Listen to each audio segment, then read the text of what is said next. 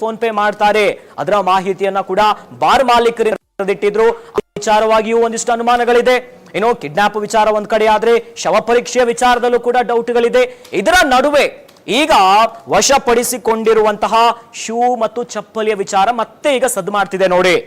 ವಶಪಡಿಸಿಕೊಂಡಿದ್ದಾರೆ ಬಟ್ಟೆಯನ್ನ ನಟ ದರ್ಶನ್ ಅವರ ಮನೆ ವಶಪಡಿಸಿಕೊಂಡಿದ್ದಾರೆ. ಅಂದ್ರೆ ಪತ್ನಿ ವಿಜಯಲಕ್ಷ್ಮಿ ಅವರ ಮನೆಯಲ್ಲಿ ಇದನ್ನ ವಶಪಡಿಸಿಕೊಂಡಿದ್ರು. ಶೂ ಅನ್ನ ವಶಕ್ಕೆ ಪಡೆಯುವ ವೇಳೆಯಲ್ಲಿ ರಕ್ತದ ಕಲೆಗಳು ಇರಲಿಲ್ಲ, ಆದ್ರೆ ಶೂನಲ್ಲಿ ರಕ್ತದ ಕಲೆ ಇದೆ ಅಂತ ಉಲ್ಲೇಖಿಸಿದ್ದಾರೆ. ಇದೇ ನೋಡಿ ಇನ್ನಷ್ಟು ಒಂದಿಷ್ಟು ಅನುಮಾನಗಳನ್ನ ಹುಡ್ತಾ ಇದೆ. ಅದೇ ವಿಚಾರವನ್ನ ಹೇಳೋ ಹೊತ್ನಲ್ಲಿ ರಕ್ತದ ಡ್ರಾಪ್ ಅನ್ನ ಹಾಕಿದ್ರು ಕೂಡ ಅಚ್ಚರಿಲ್ಲ ಅಂತ ದರ್ಶನ ಪರ ಇರುವಂತಹ ವಕೀಲರು ಕೋರ್ಟ್ ಮುಂದೆ, ಏಕ ಸದಸ್ಯದ ಪೀಠದಲ್ಲಿರುವಂತಹ ಕೋರ್ಟ್ ಮುಂದೆ ಇನ್ನಷ್ಟು ವಿಚಾರಗಳನ್ನ ತೆರೆದಿಡ್ತಿದ್ದಾರೆ. ಇದೇ ನೋಡಿ ಈಗ ಸಾಕಷ್ಟು ಅನುಮಾನಗಳು ಮೂಡ್ತಾ ಇದೆ. ಇನ್ನು ಪೊಲೀಸರ ಒಂದು ರಕ್ತವನ್ನ ಹಾಕಿರಬಹುದು. ಭಾರಿ ಶಾಕಿಂಗ್ ಆಗಿರುವಂತಹ ವಿಚಾರ ಇದು.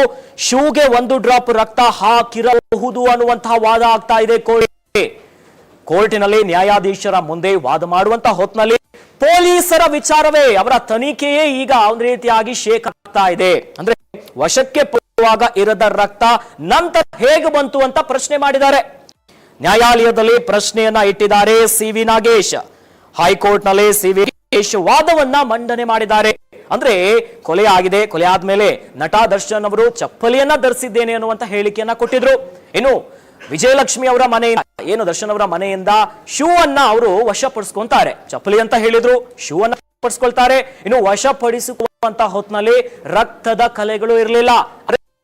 ತದನಂತರ ಹೊತ್ನಲ್ಲಿ ಶೂನಲ್ಲಿ ರಕ್ತದ ಕಲೆ ಇದೆ ಅನ್ನುವುದನ್ನ ಉಲ್ಲೇಖ ಮಾಡಿದ್ದಾರೆ. ಅದೇ ವಿಚಾರವಾಗಿ ಕೋರ್ಟ್ ಮುಂದೆ ದರ್ಶನ್ ಪರ ವಕೀಲರು ಒಂದೊಂದೇ ವಿಚಾರವನ್ನ ಈಗ ತಿಳಿ ಹೇಳ್ತಿದ್ದಾರೆ. ಉತ್ಪತ್ತಿ ಅದನ್ನ ಹೇಳ್ತಿದ್ದಾರೆ. ಯಾಕಂದ್ರೆ ಪೊಲೀಸರು ಒಂದು ಡ್ರಾಪ್ ರಕ್ತವನ್ನ ಹಾಕಿರಬಹುದು ಅನ್ನುವಂತಹ ವಿಚಾರವನ್ನ ಎತ್ತಿದ್ದಾರೆ.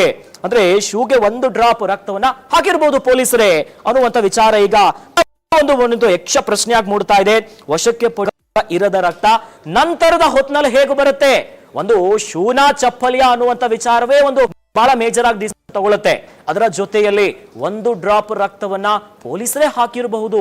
ಈ ಮೂಲಕವಾಗಿ ಪೊಲೀಸರ ತನಿಖೆಯ ವಿಚಾರವೇ ಒಂದು ಸಾಕಷ್ಟು ಏನು ಬೆಳಿಗ್ಗೆಯಿಂದ ವಿಚಾರಣೆ ಆಗ್ತಿರುವ ಹೊತ್ತಿನಲ್ಲೂ ಪೊಲೀಸರು ಒಂದೊಂದು ಕಡೆ ಎಡವಿದ್ದಾರೆ, ಪೊಲೀಸರು ಎಡವಟ್ಟುಗಳ ಮಾಡಿದ್ದಾರೆ. ದರ್ಶನ್ ಅವರನ್ನ ಫಿಕ್ಸ್ ಮಾಡಬೇಕು ಅನ್ನುವಂತ ವಿಚಾರ ಇತ್ತು ಅನ್ನೋದನ್ನು ಕೂಡ ಉಲ್ಲೇಖ ಮಾಡಿದ್ರು.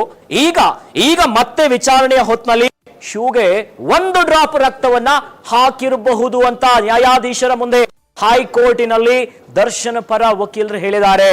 ಇದೇನು ಇನ್ನಷ್ಟು ಹೈಕೋರ್ಟ್ ನಲ್ಲಿ ಸಿ.ವಿ. ನಾಗೇಶ್ ದರ್ಶನ್ ಪರವಾಗಿ ಪ್ರಬಲವಾಗಿ ವಾದವನ್ನ ಮಂಡಿಸ್ತಿದ್ದಾರೆ.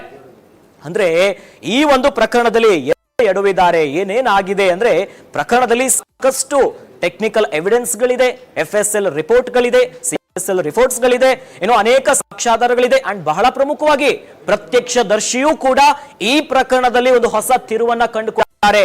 ಇವೆಲ್ಲದರ ನಡುವೆ ಈಗ ಕೋರ್ಟಿನಲ್ಲಿ ಪೊಲೀಸರ ತನಿಖೆಯ ವಿಚಾರವೇ ಮತ್ತೊಂದಿಷ್ಟು ಅನುಮಾನಗಳನ್ನ ತಂದುಕೊಡ್ತಾ ಇದೆ. ನಟ ದರ್ಶನ್ ಪ್ರಕರಣದ A2 ಆರೋಪಿ ಪೊಲೀಸರೇ ಒಂದು ಡ್ರಾಪ್ ರಕ್ತವನ್ನ ಹಾಕಿರಬಹುದು. ಯಾಕಂತಂದ್ರೆ ಮನೆಯಿಂದ ಪೊಲೀಸರು ಶೂ ಅನ್ನ ವಶಪಡಿಸಿಕೊಳ್ಳುವಂತ ಹೊತ್ನಲ್ಲಿ ರಕ್ತ ಇರಲಿಲ್ಲ, ಆದ್ರೆ ಪೊಲೀಸರು ರಕ್ತದ ಬಗ್ಗೆ ಈಗ ಉಲ್ಲೇಖ ಮಾಡಿರುವಂತದ್ದೇ ಸಾಕಷ್ಟು ಅನುಮಾನಗಳು ಮೂಡ್ತಾ ಇದೆ. ಹೀಗಾಗಿನೇ ವಶಪಡಿಸಿಕೊಳ್ಳುವಾಗ ರಕ್ತ ಈಗ ಎಲ್ಲಿಂದ ಬಂತು ಅಂತ ಕೋರ್ಟಿನಲ್ಲಿ ಪ್ರಶ್ನೆ ಮಾಡಿದ್ದಾರೆ. ನ್ಯಾಯಾಲಯದಲ್ಲಿ ಪ್ರಶ್ನೆಯನ್ನ ಇಟ್ಟಿದ್ದಾರೆ ಸಿ.ವಿ. ನಾಗೇಶ್. ಹೈಕೋರ್ಟ್ ನಲ್ಲಿ ಪ್ರಬಲವಾಗಿ ವಾದವನ್ನ ಮಾಡ್ತಿದ್ದಾರೆ. ಏನಾಗಿದೆ, ಏನಿದು ಹಾಗಾದ್ರೆ ಅನ್ನುವಂತ ಇನ್ನಷ್ಟು ಅಚ್ಚರಿ ಮೂಡ್ತಾ ಇದೆ ಪೊಲೀಸರ ತನಿಖೆಯ ವಿಚಾರವೇ. ರೇಣುಕಾ ಸ್ವಾಮಿಯನ್ನ ವಿಜೃಂಭಣೆ ಮಾಡ್ತಿರುವಂತ ವಿಚಾರವನ್ನೇ ಕೋರ್ಟ್ ಮುಂದೆ ತೆರೆದಿಟ್ಟಿದ್ರು. ಯಾಕಾಗಿ ಅಂದ್ರೆ ಕೇವಲ ಪವಿತ್ರ ಗೌಡ ಅಷ್ಟೇ ಅಲ್ಲ, ಇನ್ನು ಅನೇಕ ಮಹಿಳೆಯರಿಗೆ ಅಸಭ್ಯವಾಗಿ